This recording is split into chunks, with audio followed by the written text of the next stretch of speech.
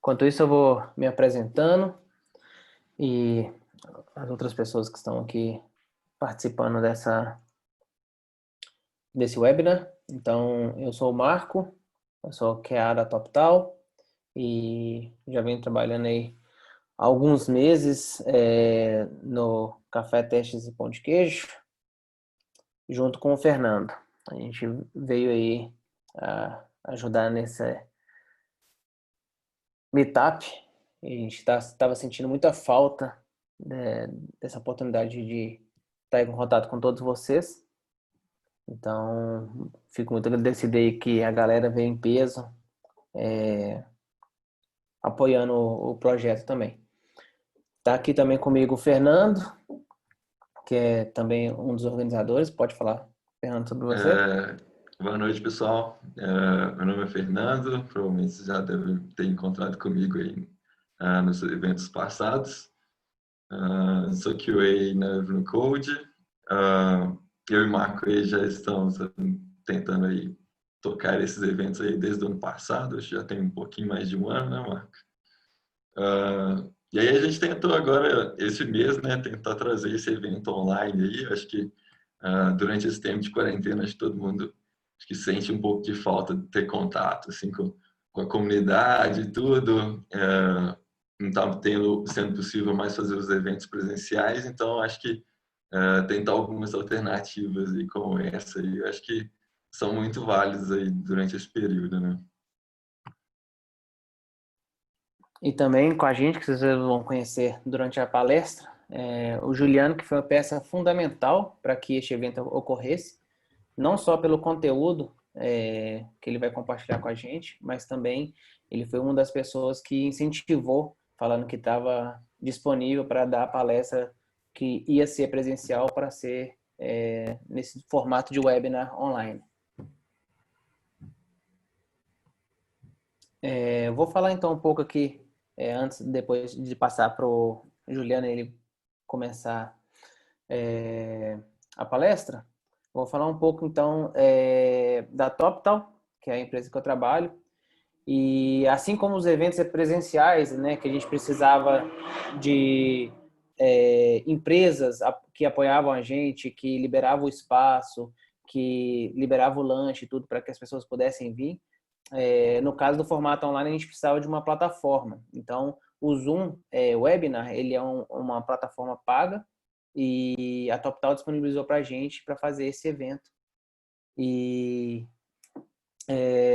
foi muito bacana essa relação entre eles e a gente disponibilizando todo o aparato eletrônico para que essa palestra ocorresse. Eu vou falar um pouco sobre a TopTal. Ela é uma rede exclusiva, né, de top talentos, né? Você pode ver aí 3% dos melhores talentos, tanto em software developer, designers, experts em finanças, project managers e product managers. E grandes empresas, né, apoiam nela para nos seus projetos mais importantes. Contam com a TopTal e com seus freelancers. Vou passar aqui agora para o Juliano.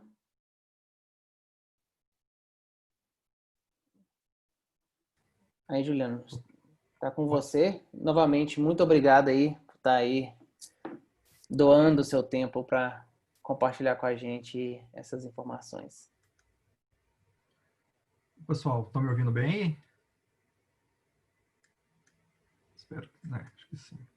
Bom, queria agradecer também o Marco pelo convite, pela oportunidade. Eu já falei alguma outra vez aqui no Café Pão de Queijo de Testes, mas é um prazer estar de volta aí. Hoje a gente vai bater um papo, falar um pouquinho sobre qualidade de código, né? E qualidade de código, vamos assumir aqui algumas premissas do tipo, estou assumindo que o código, pensando no sentido de que ele já faz o que ele deveria fazer, né? Assim, sem pensar no problema da entender a necessidade do usuário, que você está assumindo que a gente já resolveu, mas falando de qualidade de código mesmo. Então, até que não se sentir confortável em ver muito código e tal, saio da sala agora, porque a gente vai ser bem técnico, né, nessa apresentação aqui. Bom, vou me apresentar brevemente. Eu tenho formação básica em TI, né, em ciência da computação. já trabalho com TI já desde 97, 98, depois tive uma empresa especializada em qualidade, teste de software, então já trabalho nesse assunto também já há bastante tempo. Hoje eu estou trabalhando na Unimed BH, eu sou responsável lá pela parte de pipeline das aplicações, né, de deploy, produção, automação, toda essa parte de esteira e qualidade é um dos pilares que a gente tenta colocar lá, né, dentro dessa esteira.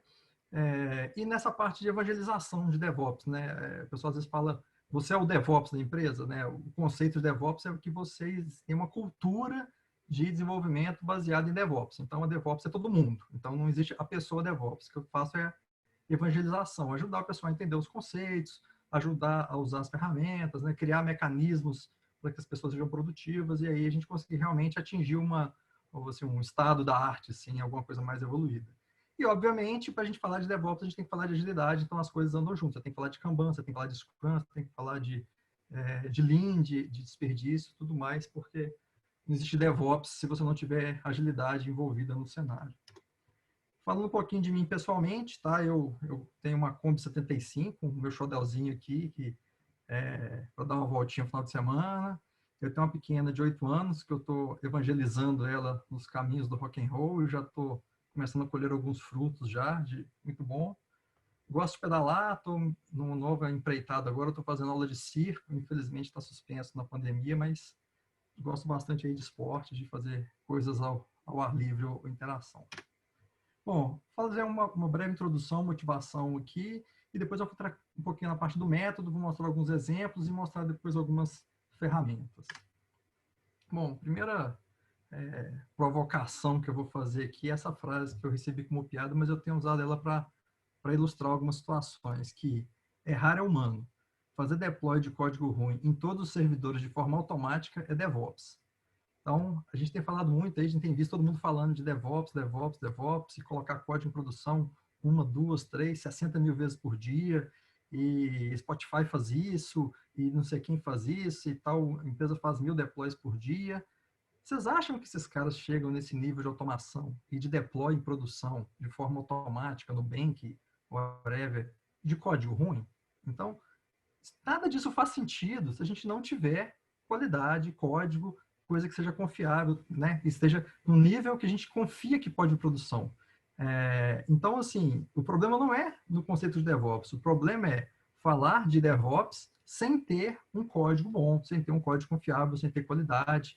E aí é onde eu quero né, chamar a atenção de vocês que isso aqui só faz sentido se você tiver qualidade, se você tiver um modo de produzir software, que você tenha segurança, que você tenha, né, realmente confiança de que eu posso colocar esse código em produção porque a alteração que eu fiz ela está resguardada e aquilo vai funcionar, né?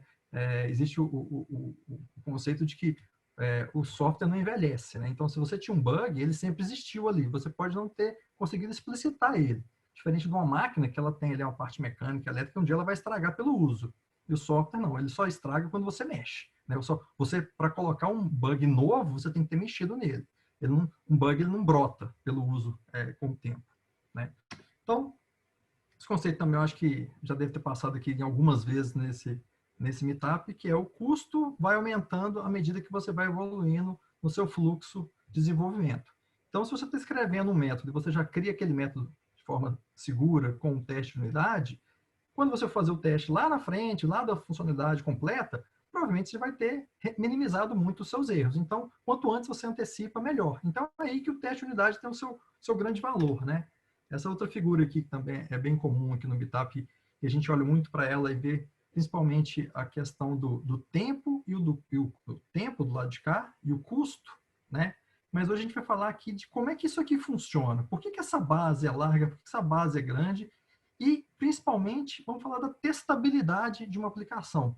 Isso é uma das definições de qualidade lá da ISO 9126, se não me engano. O que é a testabilidade? É quão fácil é testar o seu código. Aí, voltando lá no título da palestra, que é o pau que nasce torto, né? Por que isso? Porque se o seu código não foi escrito de uma forma desacoplada, de uma forma organizada, de uma forma que respeita alguns padrões de programação, provavelmente essa pirâmide essa base dessa pirâmide aqui, ela vai ficar inviável. Por quê? porque você não vai conseguir testar a unidade. Você vai ter que trabalhar nos níveis acima. E aí você vai perder toda essa parte legal, que é o custo e a velocidade. Então, o TDD, a grande sacada é ele te ajudar a fazer código que depois vai ser testável, né? Que o seu código tem que nascer seguindo alguns padrões. Vou dar uns exemplos mais para frente, vai ficar um pouquinho mais claro. Então, né, explodindo aquela pirâmide, aqui você tem os testes de interface, onde você vai ter um produto que você vai clicar, vai colocar no carrinho de compra, você vai ter um campo que você vai preencher na tela. Esse cara, por sua vez, né, vai disparar uma API ou alguma interface que vai lá acessar o seu back-end, né, assumindo que é uma aplicação mais moderna, você tem um front-end que roda aí, no lado cliente, ou uma aplicação mobile, ou até uma aplicação JavaScript, né, mais moderna. Você vai ter ali umas APIs, então eu vou ter um get produto, que vai retornar os produtos, eu vou ter um post produto, que vai enviar dados para o produto. E esses caras, por sua vez, vão bater aonde? Vão bater numa classe lá, num objeto lá que representa aquele produto. E esse objeto interage com outros objetos, interage com o banco, e até um objeto que interage com algum outro componente externo, né? Então, acontece muito, e vai acontecer aqui hoje, da gente começar a explicar o teste de unidade 3D, pegando um exemplozinho simples, de triângulo, de calculadora, e eu vou pegar um exemplo simples aqui para explicar o conceito, tá? Até porque nem sei se todo mundo conhece, mas na prática, quando a gente vai usar, isso aqui não é você não vai ter um carinha isolado, você vai ter um cara que interage com vários outros elementos, e interage com elementos externos. E aí, dependendo da forma como você construiu essa sua unidade, esse seu objeto, aí que vai mostrar que você não vai conseguir fazer teste de unidade, porque você não tem mais um isolamento, né? Você já criou um nível de acoplamento ali, que isso não é mais possível você testar a unidade. E aí você vai ter que o quê? Trabalhar nos níveis acima da pirâmide, vai perder todo o benefício que foi dito na figura anterior. Então, o teste de unidade em si, você tem uma entrada e uma saída. E você quer testar alguma coisa. Nesse caso, eu quero testar a minha venda, tá? Eu vou dar um exemplo lá para frente, que eu vou ver uma aprovação de crédito. Então, esse elemento aqui, como eu citei, para você fazer um teste de uma venda, você tem produtos, você tem clientes, porque a venda, por si, ela tem essas dependências. Então, eu tenho que conseguir isolar e fazer o teste nessa unidade sem ter problemas aqui de acoplamento com esses outros elementos. Aí eu vou dando os exemplos, vai ficando um pouquinho mais claro. Bom, outro ponto, outro conceito aqui da introdução. O teste de regressão. O que é isso? Bom, a toda vez que eu faço uma liberação, imagina que meu sprint é quinzenal. Então, a cada 15 dias, eu vou liberar uma versão nova daquele produto. E eu tenho que fazer o quê? Eu tenho que garantir que a minha bateria de testes rodou com sucesso naquele produto. Bom, então, eu não posso liberar sem rodar a minha bateria de testes. No mínimo, um conjunto de testes mínimo que garante, né, que me dá uma segurança de que eu posso realmente colocar aquilo em produção. Então, esse é o conceito de teste de regressão. Então, você tem que ter um ambiente seguro, né, onde você possa liberar aquele produto sem que o que já funcionava pare de funcionar. Ou seja, eu coloquei um botão novo na tela A tela B, C e D não podem quebrar porque não estava esperando aquele novo comportamento. Elas têm que, né, se garantir que tudo vai continuar fluindo. E aí você tem a questão do custo-benefício. O que é isso? Bom, é inviável eu fazer teste de regressão de forma manual, dependendo do tamanho do meu produto. Eu faço teste no produtinho simples, gasto 4 horas. Aí aquele produto vai crescendo, vira 8, vira 12. Agora eu preciso de uma semana para testar o meu produto, para ter segurança, para poder fazer uma entrega em produção. Cadê a agilidade? Cadê o DevOps? É balela. Então, se eu não consigo fazer teste de forma rápida, simples, eu não vou conseguir fazer tudo aquilo que a gente sonha, que é várias deploys, várias entregas em produção. Tá? Então, assim, eu tenho que ter aí, como eu falei, a qualidade de um código, um nível de acoplamento que me permita, né, testar porções e garantir que não vai quebrar o todo, mas eu tenho que ter essa segurança. Então, tempo de execução e custo de cada execução é onde que realmente a gente vai ganhar com a automação. Bom, entrando um pouquinho mais no TDD, né, que é o foco do assunto aqui, o TDD é uma técnica, né, ela nasceu junto com o XP, né, isso aí foi popular nesse livro do Kent Black aí em 2002, que é onde ele realmente ganhou mais tração, e o pessoal começou a dar mais atenção para ele, e isso deve, né, o ponto que fala que quando a gente está falando de agilidade, deploy e tal, sempre tem que ter qualidade. A qualidade ela é inerente aos processos ágeis. Então, se você está falando de entrega rápida, de entrega em produção e de forma ágil, a qualidade ela está no core desse seu trabalho. Bom, então, o que é o TDD? O TDD é um ciclo de trabalho onde você fica aqui, ó, rodando do vermelho, né, red, green, refactor. Você fica aqui rodando esse ciclo o tempo todo. Você sempre está quebrando, arrumando, refatorando, quebrando, arrumando, refatorando. Vou explodir um pouquinho esse cara aqui. Então, você vai escrever um teste que falha, ou seja, pensa primeiro o cenário de teste, pensa primeiro a situação que você quer garantir que aquele código funcione. Poxa, de onde vem isso? Vem do seu requisito, vem do seu card, vem da sua conversa, vem do seu grooming, né? Então você conversa com o seu PO, o seu analista, seja lá quem tem informação, com o seu cliente final, e entende o que ele quer. Então você vai pensar situações que explicitam, né, se aquilo que ele pediu está sendo atendido. Você vai fazer o código que atende, né, que passa naqueles testes, você vai rodar o teste e você vai chegar aqui no verde, né, no green. Poxa, meu teste está rodando. Bom, dado que você fez o teste que garante que aquele código está protegido, né, está blindado por aqueles testes, eu tenho liberdade para fazer o quê? Refatorar o meu código. Eu posso reescrever aquele código, melhorar aquele código, otimizar, ver a maneira mais eficiente. Por quê? Porque ele já passa nos meus testes. Então, qualquer alteração que eu fizer, se ele, né, por algum motivo, não parar, tiver um comportamento diferente, parar de atender aqueles testes, ele automaticamente cai aqui no red. Então, ou seja, eu criei ali uma proteção para o meu código e agora eu posso, de forma simples, né, de forma, vamos dizer assim, segura, fazer melhorias e alterações naquele código porque ele está protegido. Tá? Bom, então, isso é o TDD, tá, gente? Assim, o conceito, ele é extremamente simples. Então, quem achou que ia ter uma coisa mais mirabolante, isso basicamente é o TDD. Vamos falar agora de um exemplo para tentar ficar um pouquinho mais prático aqui, tentar ilustrar essa situação. Então, esse exemplo 1, o que ele fala? Eu tenho um sistema de aprovação do cartão de crédito, ele vai receber o valor da compra e o cliente, né? Dentro do meu e-commerce lá, eu vou ter que verificar se aquela venda vai poder ser feita. E ele vai retornar se a compra foi aprovada. Vamos pensar no ciclo do TDD. Primeira coisa, como é que seria, né, esse ciclo? Bom, para eu começar a fazer uma bateria de testes, ele fala assim, primeiro pensa os testes. Bom, então eu preciso, para começar a pensar os casos de teste no TDD, eu preciso ter a assinatura do método. O que é isso? Ó, eu tenho um método aqui que ele chama aprovar compra, ele recebe um cliente e o valor da compra, que é o que está na minha especificação, basicamente. Então, se eu tiver um método que tem que funcionar seguindo essas regras, eu vou ter um nome intuitivo, receber os parâmetros, e agora, a partir disso, a partir dessa assinatura, eu vou começar a bolar os meus cenários, né, nos casos de testes. Então, primeira coisa, estou no vermelho aqui, no red, onde eu estou pensando nos casos de teste. Bom, eu vou validar uma compra com sucesso. Eu tenho um cliente que ele tem um saldo de 600, eu fiz uma compra no total de R$100, né, 100 dinheiros, unidades quaisquer, e vou chamar o meu aprovar compra passando esses parâmetros e estou esperando que ele retorne o verdadeiro. Então, o meu assert vai ver se esse método vai retornar true. Depois eu vou ter uma compra negada, onde eu vou ter um cliente com saldo inferior ao valor da minha compra.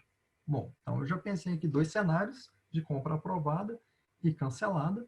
Então, agora eu tenho que pegar aquela assinatura e implementar aquele código para atender a essas condições aqui. Bom, então a primeira versão do meu código está aqui. Ó.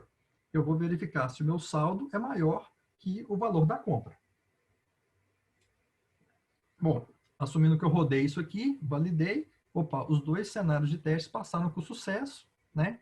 Eu estou atingir o meu green aqui, né? Estou verdinho porque eu tenho um código que atende aos meus casos de testes. O que é o próximo passo aqui? Poxa, eu vou refatorar. Eu vou pensar se esse código não poderia ser mais eficiente, mais simples, mais enxuto. O que dá para fazer aqui? Bom, aí eu tenho uma condição booleana e eu tenho um retorno de booleano. Tá? Isso aqui está naquele exemplo que eu falei, no caso bem simplesinho, só para ilustrar o conteúdo. Tá? Então é bem óbvio aqui que eu vou pegar esse cara aqui e vou retornar direto o quê? A minha comparação. Isso já retorna, né? Aquele if ali, ele é desnecessário. Eu retorno direto o condicional aqui, ok? Bom, estou pronto para poder evoluir e melhorar o meu código, né? Então, muita gente deve ter ficado se coçando naquele código que eu mostrei, pensando, né? E se o saldo for igual ao valor da compra? Né? O pessoal que é de QA já bate o olho e diz, poxa, cara, como é que ele faz uma coisa dessa? Bom, então, o que eu vou fazer? Bom, eu vou pensar agora num caso de teste, né? De validar compra ok e saldo igual. Então, meu saldo é 40, a minha compra também deu um total de 40, e eu estou esperando um true para esse caso aqui. Vamos olhar para o nosso código refatorado lá. Então, ele passa no teste? Obviamente não, né? Todo mundo enxergou aqui. A gente vai ter agora um maior ou igual, porque o caso, né, dos valores iguais, ele iria dar um falso, sendo que se você tem um saldo igual, tudo bem que a sua conta vai zerar, mas tá ok. Bom, então esse exemplo simples é para mostrar o conceito de como é que você roda o ciclo do TDD. Bom, tá, então eu já sei como é que o ciclo roda. Na prática, os códigos não são simples assim, né? As situações são um pouco mais elaboradas. Então vamos pensar aqui um caso um pouquinho mais real. Então, eu já entendi o conceito, já sei como é que é a dinâmica do TDD, mas nem sempre tudo é tão simplesinho como um ifzinho de maior ou igual. Então imagina se eu tivesse um método que também, né, vai fazer a consulta de crédito a uma API de serviço externo. Então, o tempo todo eu estou consumindo alguma coisa de uma API do Google, o tempo todo eu estou indo lá fazer uma conferência em alguma coisa do pagamento de cartão de crédito, eu estou consultando alguma outra coisa externa. Então, assim, muitas vezes, para fazer uma regra de negócio, eu vou ter que buscar dado no banco, eu vou ter que consumir mais informações do que aquilo que me é fornecido ali.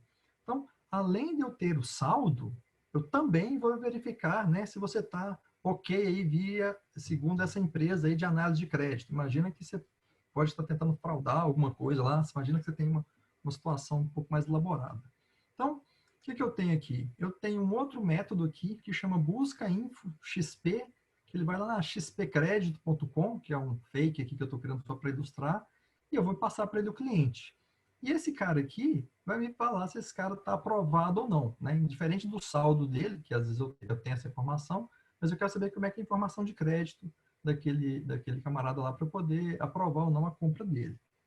Então, para vocês entenderem assim, como é que você está aí no meu código, então, dentro do meu aprovar compra, eu vou ter mais alguma validação aqui, que é esse eu chamei de retorno da consulta, onde eu vou chamar aquele método ali para poder perguntar, esse cliente aqui, como é que está a aprovação dele? Ele está bem? Sim ou não? Também vai ser um retorno booleano. Então, eu poderia incluir aqui no meu retorno essa consulta aqui.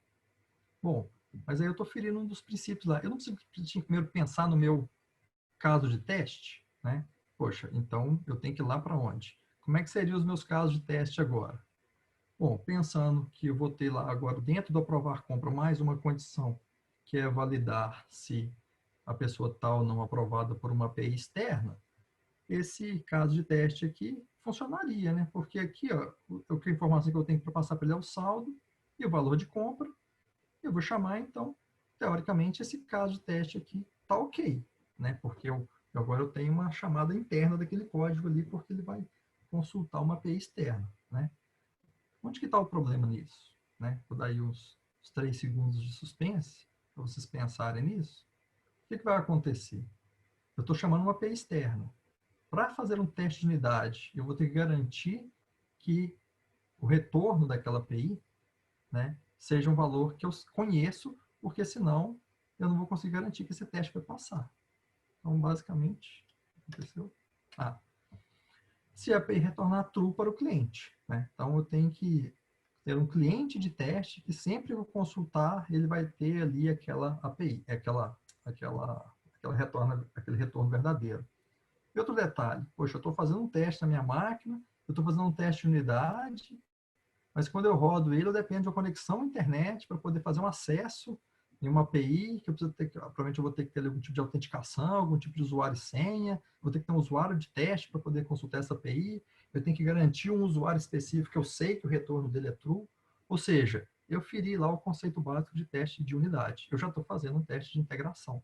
Eu não estou conseguindo mais isolar aquela unidade e garantir que aquele porção de código funcione sem ter que montar um aparato de acesso externo, de API, de outros recursos para conseguir fazer aquele teste. Né? Então, imagina que eu tenho 4, 5 desenvolvedores, eu vou ter cada um ter um seu usuário que responde verdadeiro. Então, eu já estou perdendo toda aquela parte de rapidez e custo baixo de fazer o teste de unidade. Eu estou ferindo aqueles princípios lá da pirâmide.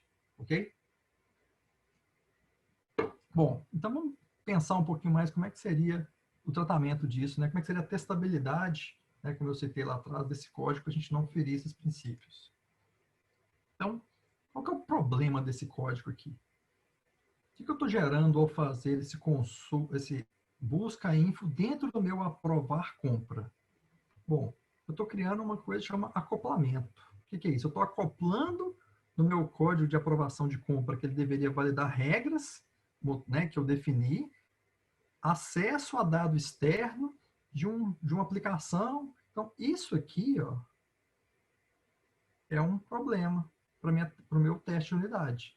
Que eu não consigo mais testar a unidade porque eu tenho aqui uma informação. Eu estou instanciando coisa aqui dentro que não é inerente, né? Não é parâmetro desse método aqui. Tá? Eu não consigo mais controlar as entradas e saídas, porque tem uma entrada que ela brota, né? Ela aparece lá durante a execução. Ela não é mais input do meu método. Né? Voltando lá naquela figurinha lá atrás. Deixa eu aqui, ó. Então, que eu mostrei, vou voltar nela aqui daqui a pouquinho. Então, o que acontece? Eu preciso ter o controle do retorno de InfoXP. Então, para esse teste aqui fazer sentido, eu vou falar o cliente de ID 38, que vai ter esse saldo, e o InfoXP, né, no caso, eu sei que ele vai ser true. Né? O que acontece? Eu vou fazer um assert, e agora eu passei esse cara aqui como parâmetro na minha assinatura. Por quê?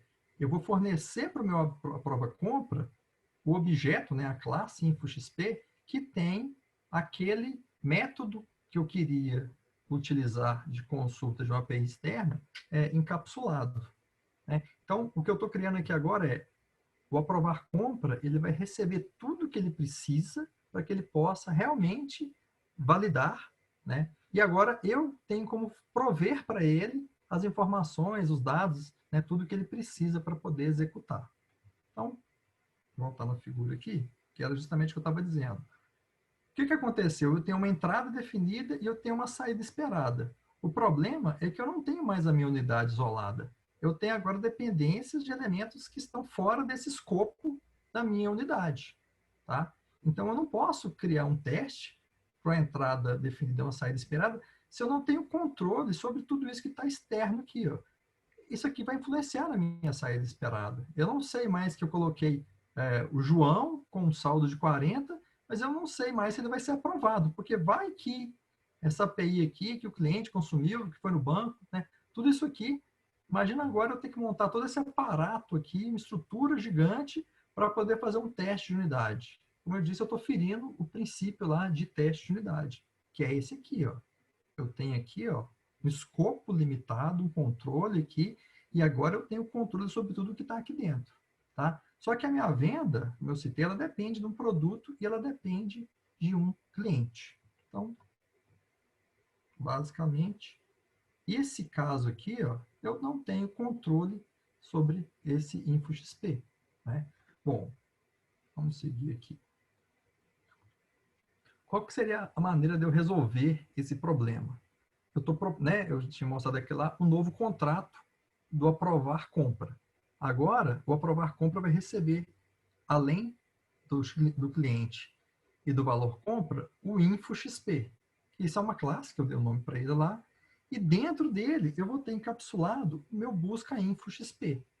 Olha só, eu tenho um InfoXP, que eu tenho um método consulta, eu passo para ele o cliente, e ele vai me retornar aqui verdadeiro ou falso, porque ele vai...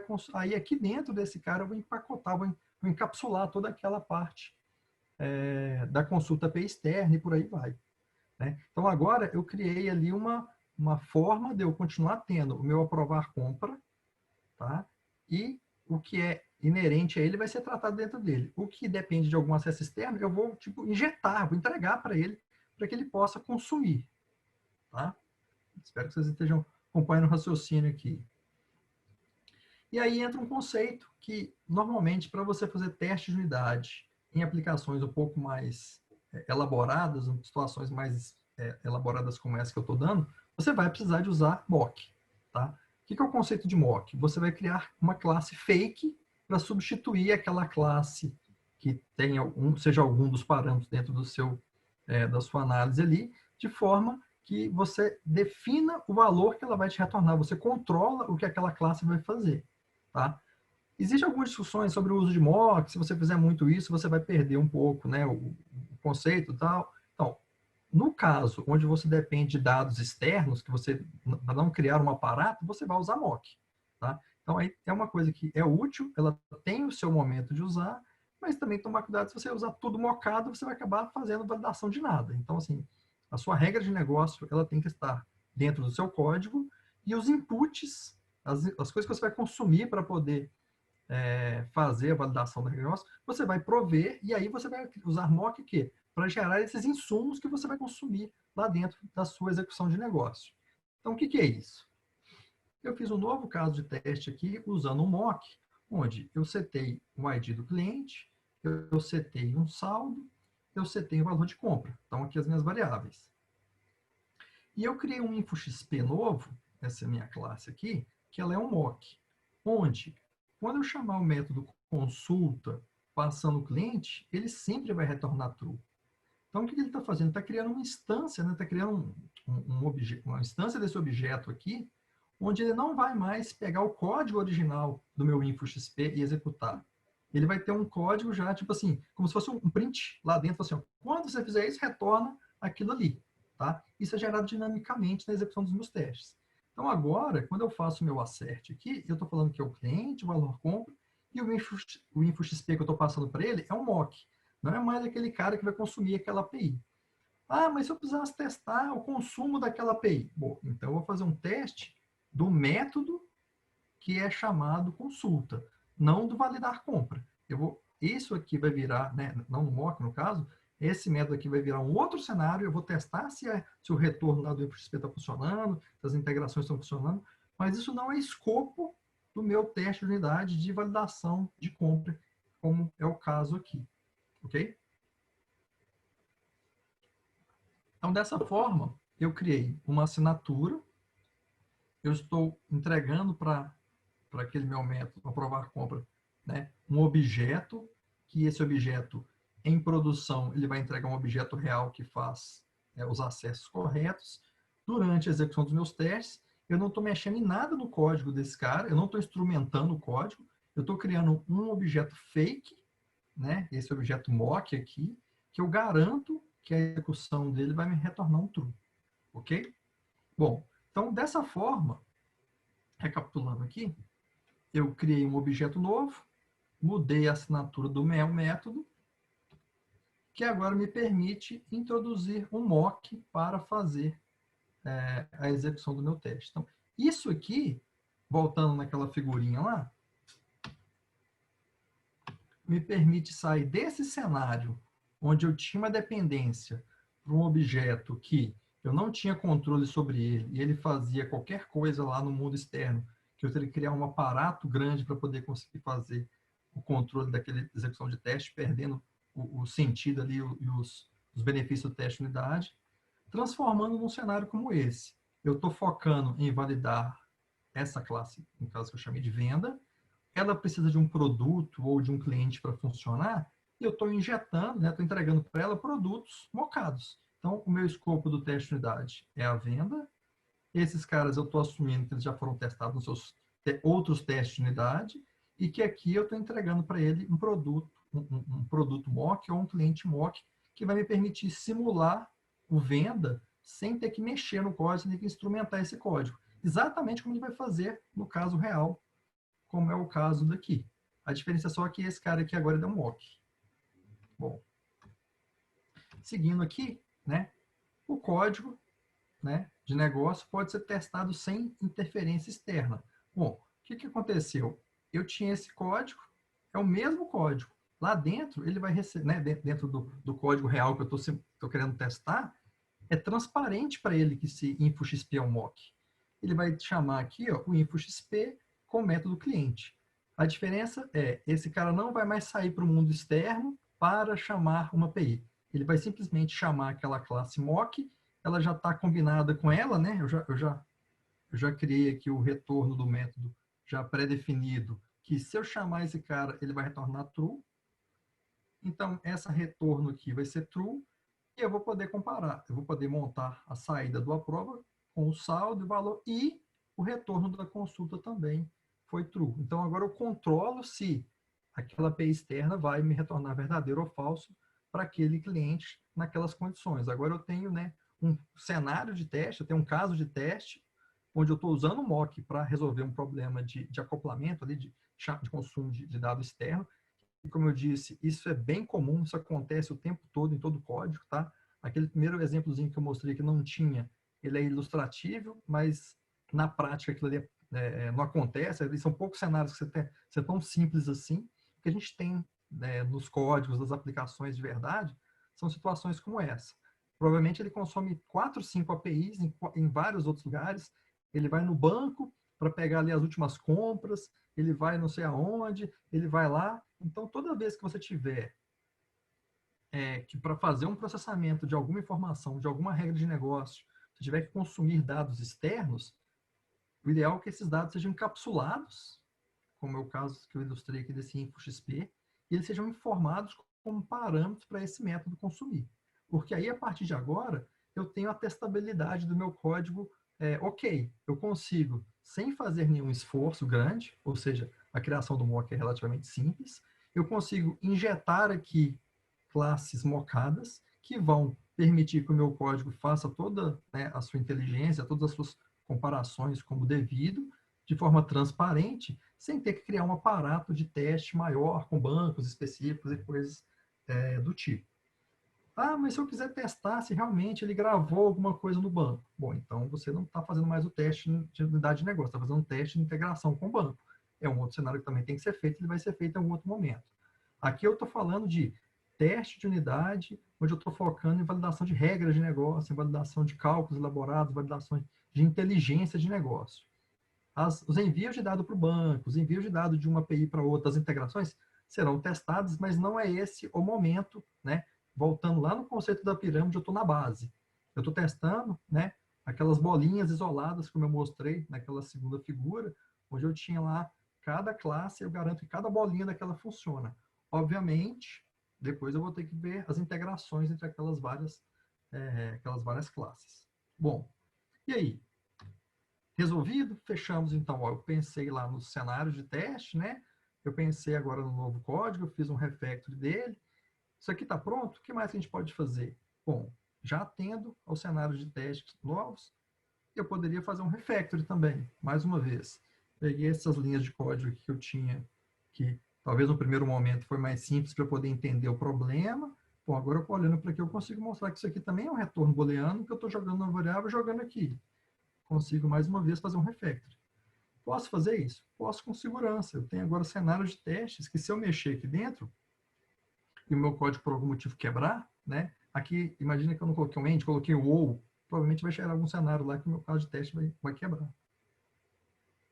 Passou o slide. Bom, então na prática, né, o uso do mock seria assim. Eu vou ter o meu cenário de teste, eu vou ter o cliente, saldo, né? Aquele exemplozinho que eu dei. E agora eu vou ter valida a compra, ok, né? E o retorno do XP foi ok. Então eu fiz aqui um consulta cliente com retorno igual a true. E aí vou montar as várias combinações aqui de saldo suficiente, saldo insuficiente e por aí vai. E aí depois eu quero fazer um teste onde eu vou ter o XP não ok, né? Eu não vou retornar. Imagina que você não foi aprovado na análise de crédito. Então eu vou ter um mock onde eu vou falar que a saída aqui vai ser sempre falso. Então aí eu vou montar os meus cenários de teste já considerando os mocks. Bom, fazendo aqui um apanhado do que foi visto, né? Seu código já nasce seguro para sofrer alterações, né? Você já está, por que você vai usar o TDD? Já nasce seguro. Seu código já nasce documentado, o seu cenário de teste acaba sendo uma certa documentação. E aí o seu código já nasce testável. se você não segue alguns padrões, se você tem ali uma classe, um método que por lá dentro ele vai acessando outras coisas e por aí vai fazendo algum tipo de acoplamento grande, provavelmente, ou, né, se os seus testes de unidade forem bons, você vai identificar esse tipo de anomalia, esse tipo de situação, e já vai pegar já no início. Poxa, o cara começou a criar uma classe.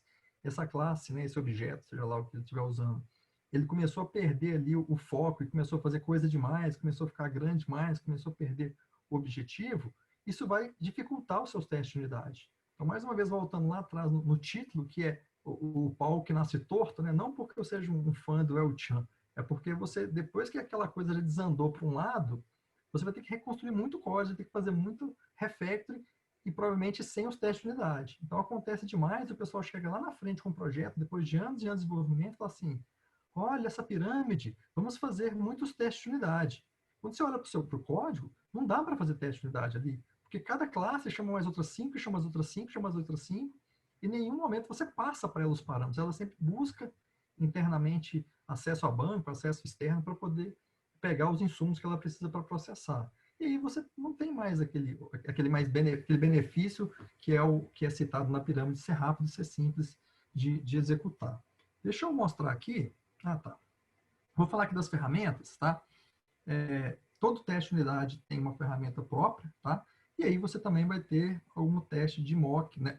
Uma ferramenta para fazer mock de acordo com a linguagem. Deixa eu mostrar aqui no Eclipse um exemplozinho que eu fiz, que basicamente aquilo ali que eu mostrei, né? Eu dei uma simplificada boa no código lá nos slides, mas aqui eu tenho uma aplicaçãozinha, que é um sistema de vendas, aí eu criei uma compra, lá eu chamei de venda, aqui estava compra, mas mesma coisa. Eu criei um cliente, eu criei alguns produtos, adicionei, e aqui eu tenho uma XP Consult lá, que eu instanciei aquela minha classe que faz a validação, e depois eu falo se a venda foi aprovada ou cancelada. Eu tenho um cliente, que basicamente é uma classe que tem os dados do cliente aqui, né? Então, os gets e sets dele aqui. Mesma coisa do produto também, só são dados básicos. Eu tenho uma compra, onde eu vou ter ali o meu carrinho, né? O meu ID da compra, para pegar o total dela. Eu tenho uma lista de produtos. E aqui eu vou adicionando itens no carrinho, ok? Toda vez que eu adiciono no carrinho, eu adiciono mais um produto na minha lista e incremento o meu total para saber se aquela compra está no total. Né, o total de valores dos itens da compra. E aqui eu tenho o meu método aprovar compra, que ele recebe o cliente e o XP Consult. Ah, mas é que você não passou o valor da compra. Bom, eu estou dentro do escopo, né, do compra e eu tenho o total, que é uma variável interna. Então, a assinatura aqui está um pouquinho diferente do exemplo lá, porque já está dentro do escopo dela aqui.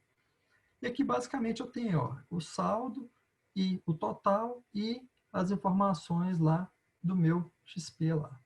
E aí eu fiz aqui um exemplozinho só randômico, tá? Então eu tenho um score mínimo, que eu falei que é 0,55, eu gero aqui um valor randômico, então eu retorno verdadeiro se o mínimo do meu score, né, o meu score for maior do que o mínimo que eu defini ali, maior mesmo que aquele mínimo que eu defini, tá? Então, eu não tenho ali uma API externa que faz essa análise de crédito, é só para poder ilustrar. Então, eu vou rodar esse cara aqui, só uma barrinha, run ele,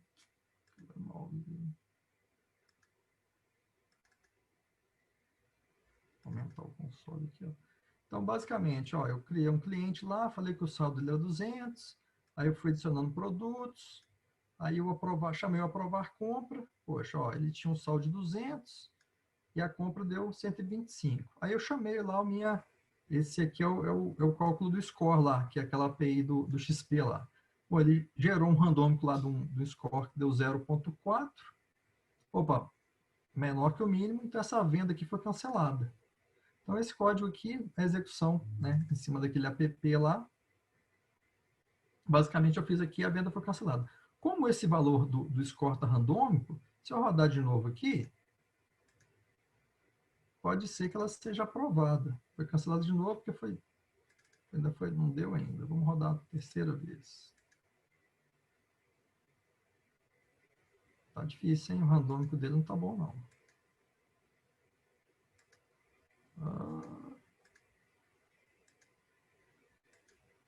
Aqui, deu pau aqui no Eclipse.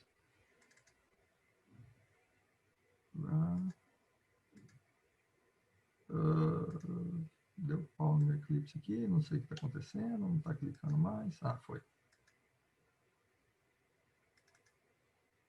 Bom, infelizmente, os 3 tentativas que eu fiz aqui deu sempre score menor, o randômico não está muito bom, mas basicamente se aqui fosse maior, esse mesmo código poderia ter um retorno aqui falando que ele foi aprovado.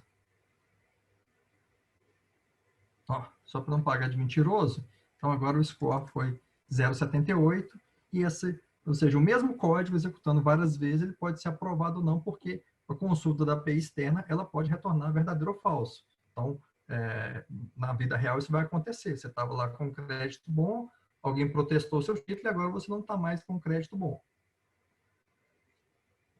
O seu score lá, por algum motivo, ficou ruim. Bom, e aí, vou mostrar aqui o código de testes. Vou inventar aqui.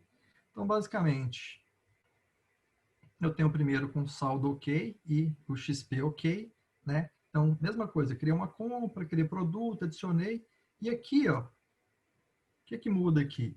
Eu não tenho mais a instância da classe original XP produto, tá? Então, esse cara aqui, que no caso aqui é um randômico, mas aqui poderia, né, deveria ter algum método que vai abre a conexão, consulta uma API, retorna o valor, pega e devolve, né, no caso aqui fez um randômico só para ilustrar a situação, eu vou substituir esse cara aqui, ó, por esse mock de XP Consult, que ele é um mock, tá vendo?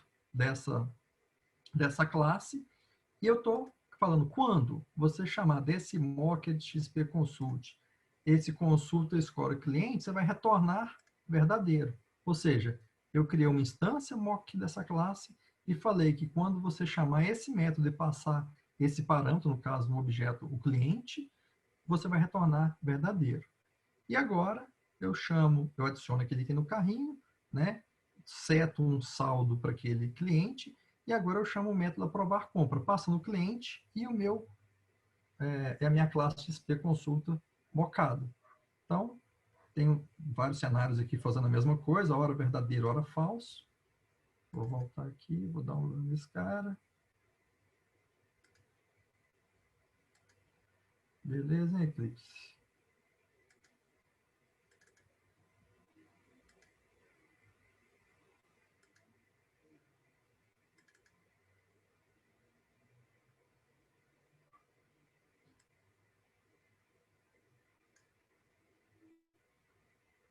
Deixa eu ver como é que eu estou de tempo.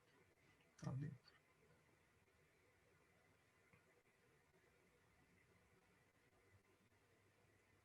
Bom, então observem aqui, ó. Ele foi lá, adicionou um produto, aí depois ele foi lá, setou o saldo, aí ele chama o método aprovar compra. Não sei se vocês lembram, lá dentro da primeira execução que eu fiz do app, ele tinha mais uma linha que ele falava assim, ó, tá aqui o score, né, ele gerava um score randômico lá para poder, né, poder mostrar se vai dar ou não, porque ele está aprovando ou não. Seria aquele código lá. Nesse caso aqui, isso não aconteceu. Por quê? Eu não chamei mais o meu código original da XP Produto. Eu chamei o meu mock. E o meu mock, ele simplesmente retorna, né, como eu falei, é como se fosse um print da saída esperada. Né? Então, nesse caso aqui, eu defini que eu queria que o XP, o valor do XP fosse true. Então, meu teste passou. Então, eu tive aqui 3 casos com sucesso. Né? Então, meu teste rodou aqui com sucesso, sem que eu tivesse que fazer nenhum tipo de chamada externa de nenhuma API. Eu consegui, né, simular o meu, né, fazer o teste do meu aprovar compra, né, toda a inteligência ali, no caso foram 3 comparações de booleanos, né, mas imagine que eu tivesse ali coisas mais elaboradas, eu consegui fazer toda aquela simulação de forma efetiva para aquele código. Né? Então,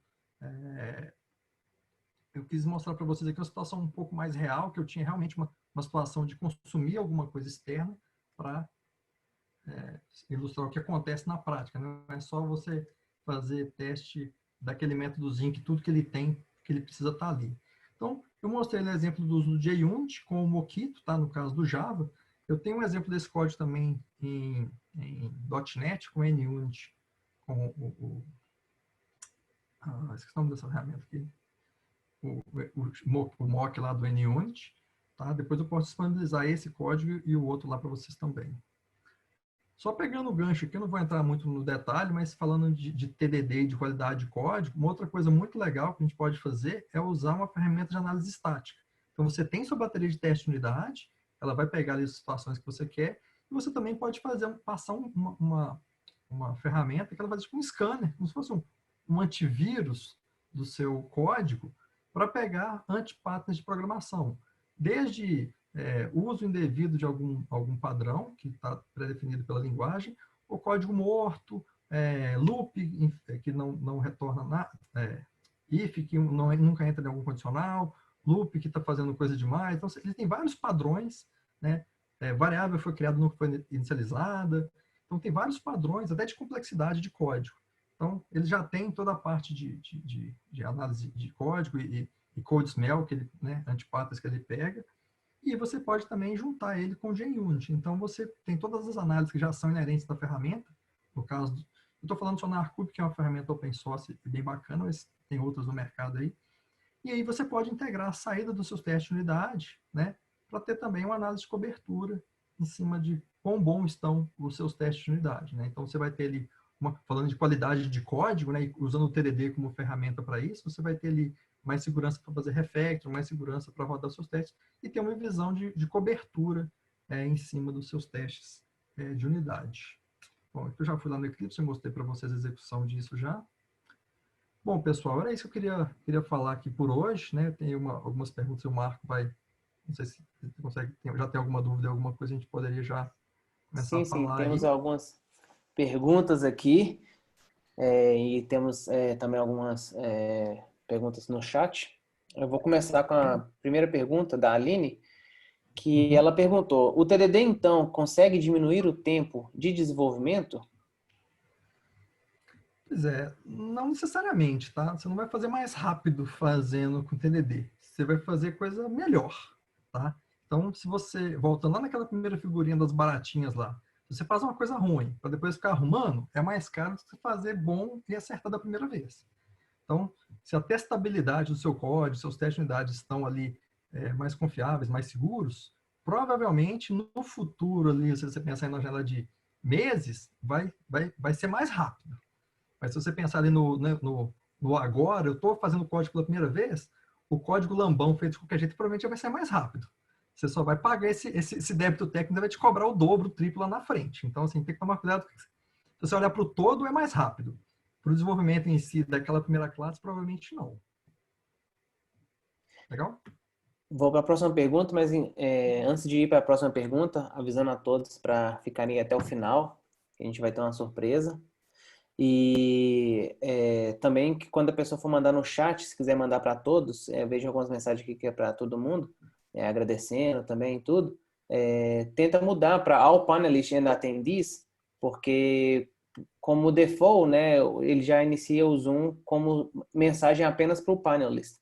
Então, se vocês mudarem aí, vocês conseguem mandar para todo mundo, ou então utilize o Q&A, que é o Questions and Answers, para poder fazerem suas perguntas. A outra pergunta que nós temos aqui é da Daniele. Ao criarmos o projeto de testes, existe alguma arquitetura a seguir? Especificamente no caso do Java ali, você já cria a estrutura de classes, né? Já tem a estrutura padrão ali, no caso eu usei o Maven, né? Já tem uma estrutura de organização de pastas ali, tá? E aí, extrapolando um pouquinho o assunto aqui, o ideal é que você pense em organização de domínios, tá? Você tem toda uma disciplina que fala sobre isso, então você vai criar os seus objetos, suas classes, seguindo um padrão de domínios, né? Então, assim, se isso aqui faz sentido, você vai organizar lá. E aí, provavelmente, os seus testes de unidade vão validar aquelas classes daqueles domínios, tá? O seu projeto de teste vai seguir, provavelmente, o padrão da arquitetura do seu projeto, tá? Mas aí já é uma coisa que as ferramentas já meio que seguem uma linha de organização de pastas, mas a organização mesmo de código vai seguir a organização de objetos do seu produto, tá? Bem nessa linha tem toda uma disciplina que fala sobre essa parte de organização por domínio, que eu acho que é o que vai te ajudar bastante nessa estruturação de arquitetura aí. Tá bom? Bacana. Outra pergunta aqui da Aline, quando você fala de acessos externos, APIs e outros, que passa algum retorno, parâmetro, por exemplo, e neste momento se faz um mock, ela achou muito interessante e o objetivo é simular o cenário real, tornar mais fácil, certo? Então, Uhum, quais os sim. critérios além desses para usar o mock? Então, acho que é uma dúvida mais de quando usar o mock e por que de usar o mock. Pois é, o que acontece? No momento de fazer teste de unidade, né, você quer isolar aquele método, aquele elemento ali com a inteligência que está ali dentro dele. Tá? Se ele precisa de dados externos, e na prática ele vai precisar de muitos dados externos, você tem que entregar para ele os dados que ele vai usar para consumir. Tá? Então, imagina o seguinte, eu quero fazer lá o fechamento da compra. E aí o método que faz o fechamento da compra, que vai fazer lá a cobrança do cartão de crédito, tem que ir lá no banco recuperar os itens do carrinho de compra para poder calcular o total. Não, você vai entregar para ele, tá aqui, ó, lista de itens do carrinho, ou lista, né? Então tudo que ele precisar para processar, você tem que entregar para ele. Né? Aquele exemplo que eu dei do XP, no primeiro código, ele ia lá e chamava direto. Depois eu criei um objeto, eu encapsulei aquele elemento e entregava para ele já o objeto que já resolvia internamente. Se amanhã a XP mudar a API, mudar qualquer coisa, o meu código validar a compra vai ser totalmente transparente para ele. Desde que eu mantenha as assinaturas, né, das chamadas, né, daquele método de consulta, eu posso mudar o endereço do servidor, mudar aquela URL fake que eu coloquei lá, que você vai ser transparente para ela. Quando eu falei do uso excessivo de mock, eu tenho toda a minha inteligência ali, eu mockei coisas que são inerentes da minha inteligência dentro da minha classe, aí que perde o sentido. Né? Normalmente você usa o mock para acessos externos, como eu citei. Tá? É a única situação? Não, é a mais comum. E aí, em situações específicas, você avalia. É só tomar cuidado para, se você mocar demais, você vai começar a testar mock, você não vai mais testar o seu código. Tá?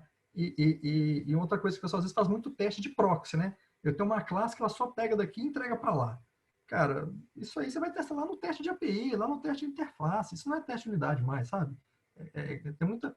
Às vezes tem ali pegar um exemplozinho clássico, você tem um cara que é o Hibernate, normalmente ele faz você pega os dados e manda ele salvar no banco de dados.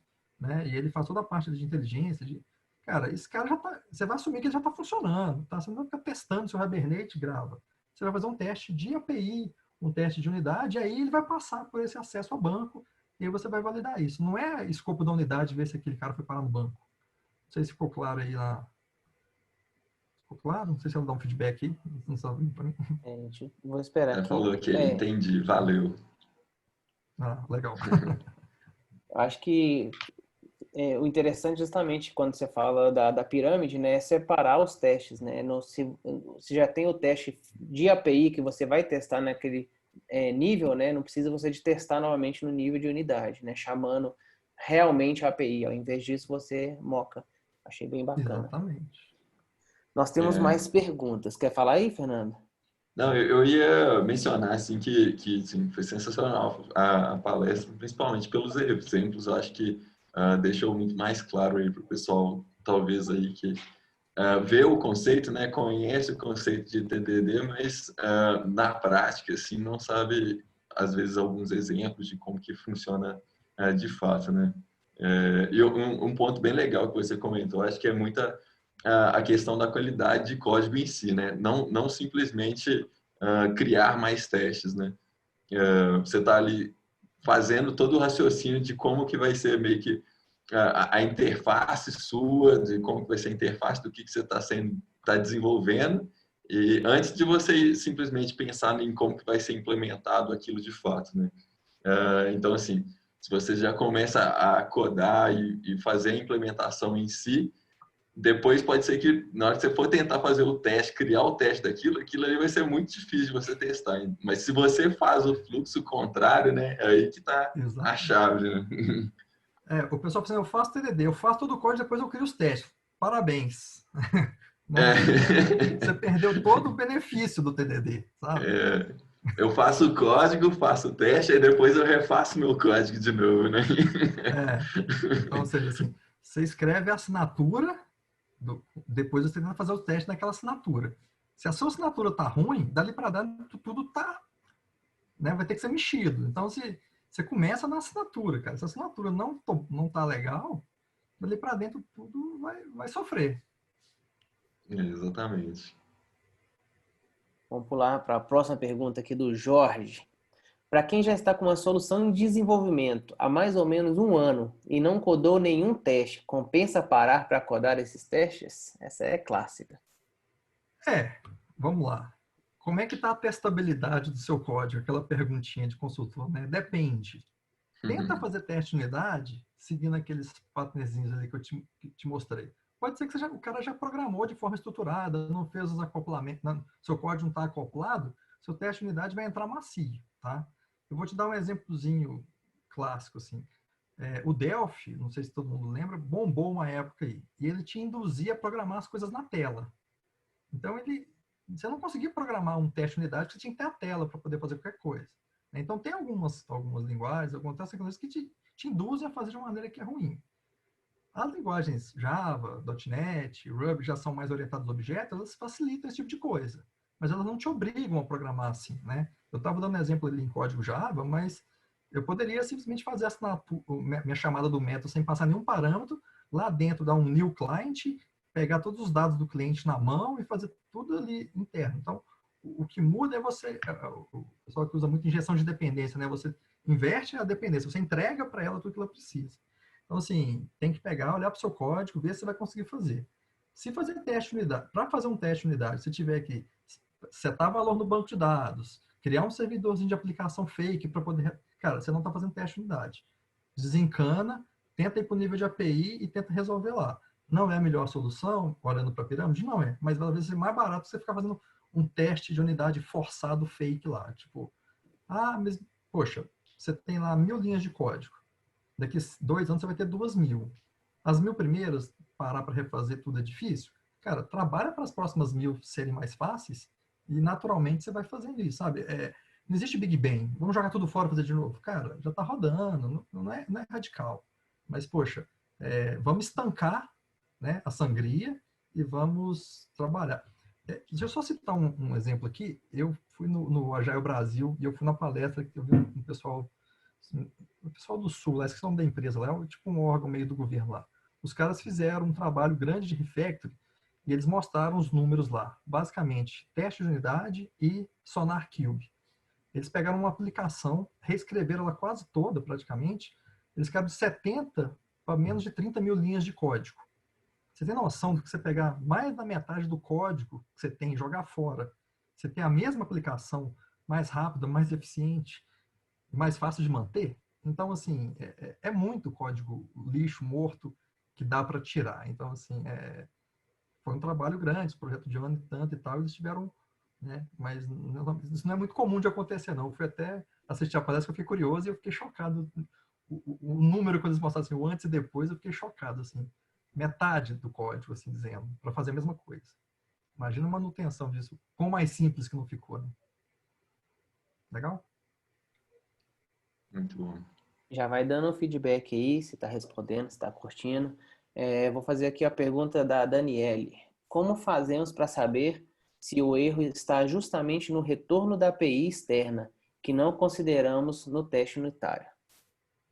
Acho que isso é o que foi respondido, né, do teste da API. Você vai fazer o teste de API, né? Você vai testar se a API está retornando ok, se não é um teste de unidade, né? Então, é só... Voltando eu vou te fazer, naquelas figurinhas lá, você tinha interface de API. Resolve o que é problema de API aqui no nível de API, né? Não tenta atravessar as coisas.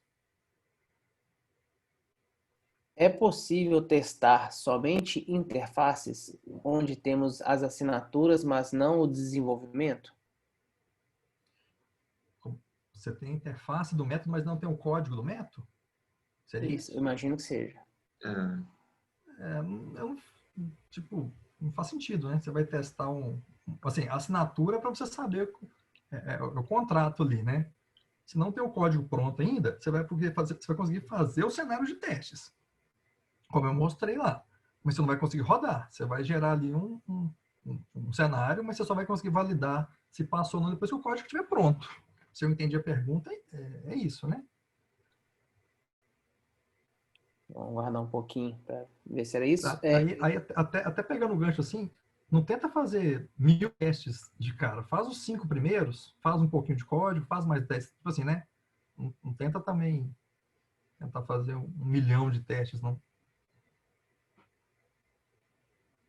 E tem o detalhe também, né, que o teste de unidade vai ser caixa branca, onde você conhece qual que é a implementação que está ali por dentro, né? Diferente do que um caixa preta, onde a gente só sabe quais são os inputs, né, e os outputs esperados.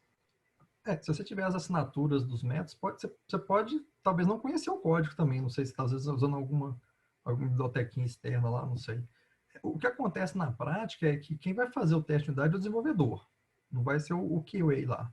Só que você tem que sentar do lado do cara e parear, explicar para ele, mostrar para ele que a interface dele está ruim, que a assinatura do método dele está ruim. Então, assim, a qualidade não é do código, ela é do time, né, da equipe, não é do João ou da Maria. O João fez, a culpa não é minha, não, a culpa é nossa. Se ele não fez porque ele não sabia, vamos aprender a ensinar para ele. Então, a ideia é que você critique, não falando que tá ruim, falou, meu amigo, essa assinatura aqui tem esse problema, porque aqui você gera esse nível de acoplamento, que você não deixa eu fazer o teste de unidade, né? E desenhar mesmo e mostrar para ele aonde que está o problema, não é tipo, tá ruim porque tá ruim, sabe? Esse tipo de interação tem que ser bem... E você tem que conhecer para poder mostrar para ele aonde que está o problema, né? Exatamente. Mais alguma coisa, Marcos? Mais alguma dúvida? Aqui não tem mais nenhuma pergunta, não. Tem um comentário aqui da Sidney falando que isso acontece muito em sistemas legados, né? Que há muito desperdício, muita linha de código que a gente não está utilizando mais. E vamos aguardar uns segundos para ver se tem mais alguma pergunta. Tem até um bom exemplo de um projeto que eu estava trabalhando recentemente, que era assim, era um projeto muito novo, assim, vamos dizer, tipo assim, com tecnologias todas assim, as mais novas possíveis, mas que tinha um nível de débito técnico assim que fazia o sistema parecer que era legado há muito tempo, sabe? E aí a gente estava muito com, tipo assim, tinha um nível de débito técnico onde praticamente zero teste de unidade, então assim, para o desenvolvedor fazer qualquer tipo de alteração dentro do código era assim, zero segurança, sabe? Ele não tinha confiança nenhuma da alteração que ele estava fazendo, do que ele estava impactando e tudo. Então, o que a gente estava fazendo lá é muito um trabalho de conscientização, de conversando com ele sobre, olha, o TDD, esse tipo de abordagem aqui vai te ajudar não simplesmente para aumentar os testes de unidade em si, mas aumentar a sua qualidade de código e te dar confiança do que você está mudando, se você está afetando alguma parte do sistema, né? E aí foi meio que engatinhando em questão disso, né? Porque é bem complicado esse ponto.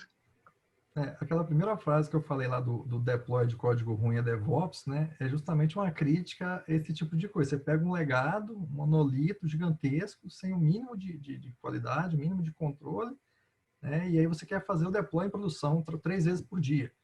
E, cara, não é assim que faz, né? Vamos sentar, vamos entender o que dá para fazer e tal, vamos montar um plano, vamos pegar esse monolito, vamos começar a fatiar ele, vamos começar a separar em APIs, começar a quebrar em domínios de negócio e tal, né?